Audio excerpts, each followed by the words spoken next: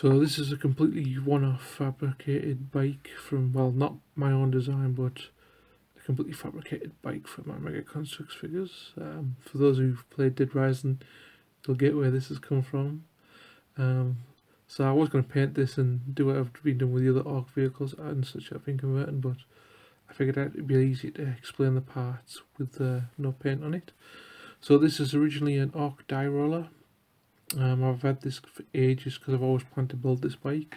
Obviously that's a little Mega Construx figure you can see. This is a knockoff version of the Mega Construx bike. I bought a bunch of them off eBay. You can get them like 8 different colours.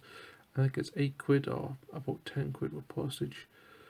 And you get like 8 bikes. And so I cut this one up to make the bike part of this. Obviously if you've played Dead Rising 3, I think it is.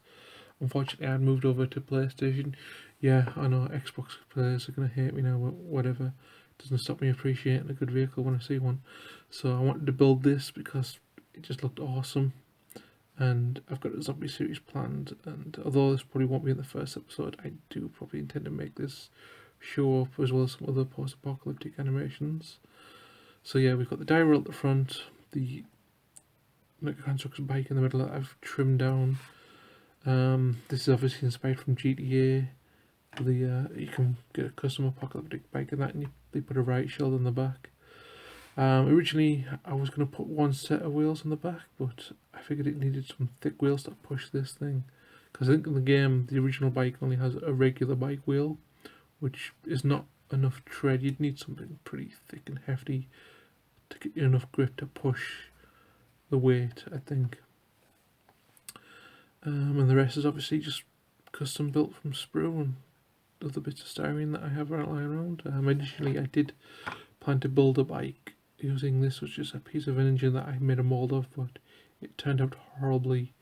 But I've just kind of used it, as you can see with the chain here, trying to add some detail. Obviously when it's painted up it'll look a lot better, but yeah, I'm going to jump ahead. I might put some footage of me painting this in, I'm not entirely sure. I'm going to try a new setup and might show some painting, but if I don't, we'll skip on to the painting phase, well, the version of it painted. So I start by painting a base rust colour onto the bike. This is just a mixture of Revell rust and Revell aluminium. This is a technique I've used before, which I actually learnt from Scratch Passion. Basically you paint the rust colour on top first, and then you apply the colour on afterwards, and this gives the effect that the paint's chipped off and the rust is bleeding through, and it's a really good effect. Obviously the second part of this effect is the applying of the colour on top, just using a stippling and dry brushing technique. You don't want to put too much on, you want the rust to bleed through, and so try and stay away from the edges as well. So here I'm just using a yellow. If you don't know from the video game, this is a combination of a steamroller and a motorcycle, so obviously the front section is going to be construction yellow, because obviously it was a construction vehicle. So for this I'm using an FX yellow, which is just a yellow that I had lying around. I've been buying a bunch of 132 scale cars for future post-apocalyptic car builds, and you get free paint, glue and brushes with them, so I'm just using it up. So I have to go out and buy some more.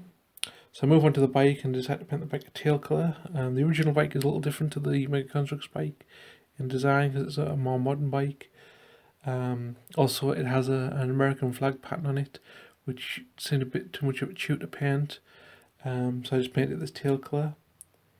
It also might have something to do with the fact that I've got a lot of this tail colour mixed up, because I built some scenery and just mixed way too much, and so I've been using it and using it here and there, trying to use it up. But also I kind of like this colour anyway, so there's that as well. So I didn't record me painting all the little details on that here and there, mostly because I felt the video was getting a bit too long, and I'm trying to keep all my videos under 10 minutes, partially because of viewer retention. I don't think people want to watch a very long video made by me. Secondly, because the longer the video is, the longer it takes me to edit it, and I'm trying to get these videos done on a more regular basis. So I'm trying to shorten down the process so I can make more videos in less amount of time. So as you can see, it turned out beautifully, and I can't wait to use this in a future zombie apocalypse animation, as well as a few other animations at some point. As usual, there'll be a nice little slideshow, some camera shots, and some little hints of what I'm going to be using this for in future animations. Hope you enjoyed the video, and I'll see you in the next one.